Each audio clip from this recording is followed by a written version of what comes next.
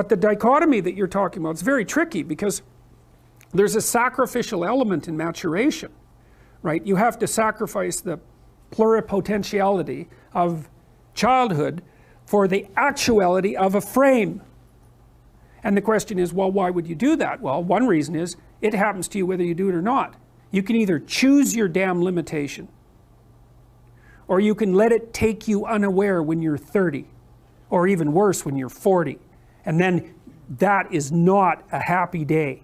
And I see people like this, and I think it's more and more common in our culture, because people can put off maturity without suffering an immediate penalty. But all that happens is the penalty accrues, and then when it finally hits, it just wallops you. Because when you're 25, you can be an idiot. It's no problem. Even when you're out in a job search, it's like, well, you don't have any experience and you're kind of clueless. It's, yeah, you're young, you know, it's no problem. That's what young people are like, but they're full of potential. Okay, well, now you're the same person at 30. It's like people aren't so thrilled about you at that point. It's like, what the hell have you been doing for the last 10 years? Well, I'm just as clueless as I was when I was 22. It's, yeah, but you're not 22. You're an old infant, right? And that's an ugly thing, an old infant. So part of the reason you choose your damn sacrifice, because the sacrifice is inevitable, but at least you get to choose it. And then there's something that's even more complex than that in some sense, is that the problem with being a child is that all you are is potential, and it's really low resolution. You could be anything, but you're not anything. So then you go and you adopt an apprenticeship, roughly speaking, and then at least you become something. And when you're something, that makes the world open up to you again. You know, like if you're a really good plumber, then you end up being far more than a plumber, right? You end up being a good employer. Not that plumbers, I'm not putting plumbers down. It's like more power to plumbers. They've saved more lives than doctors. So, hygiene, right? So, you know, if you're a really good plumber, well, then you have some employees, you run a business, you train some other people, you enlarge their lives, you're kind of a pillar of the community, you have your family. Once you pass through that narrow training period, which narrows you and constricts you and develops you at the same time, then you can come out the other end with a bunch of new possibility at hand. And Jung talked about that. He thought that part of the proper path of development in the last half of life was to rediscover the child that you left behind as you were apprenticing. And so then you get to be something and regain that potential at the same time. Very, very smart. Well, he was very, very smart. So that's very wise thing to know. So, yeah. Sacrifice. And we'll talk more about that too. You get to pick your damn sacrifice. That's all. You don't get to not make one. You're sacrificial whether you want to be or not.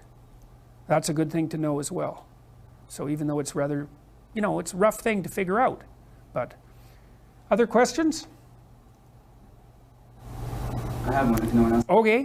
That thing you just said about noticing it more and more in people late into their 20s. Yeah. What do you think about that? Where do you think that comes from in terms of the culture we live in? I think universities facilitate it. Because you can go to university to not be something instead of going to university to be something. And it's Pleasure Island. And the price you pay for it, especially in the US, is debt. And you're enticed into it because the administrators can pick your pocket. So they rob your future self while allowing you to pretend that you have an identity. Right? Very nasty. And you can't declare bankruptcy with your student loans in the US. It's indentured servitude. And it's precisely Pleasure Island. It's exactly that. And so tuition fees have shot way out of control.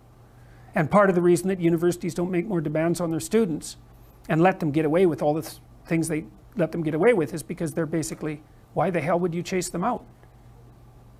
They're $100,000 or more. So they can do whatever they want as long as you get to sell them to the salt mines. Right. So, and you know, it's not the only reason, because the other thing that's happened is that the rate of technological transformation is so fast now, and the rate of turnover of things is that it is genuinely harder for people who are, say, 18 to 20. When I was a kid, roughly speaking, the kind of rough patch for for life was probably 14 to 17, something like that. Now I think it's 18 to 25, something like that. And I think the reason for that is that all the jobs that the bloody hippies complained about being doomed to in the 1960s have now disappeared. Their problem was, oh my God, I'm going to go have to work for a corporation and get a salary for the rest of my life, you know, and then I'll just end up in it with a pension and that'll be my whole life. It's like, well, it seems like a lot better deal than an endless round of part-time Starbucks jobs. So, you know, some of it is that. There's a space now in our culture that is lacking for people to make that transformation from adolescence into adulthood. And so the cost of that is forestalled. It's not a good thing. It's not a good thing.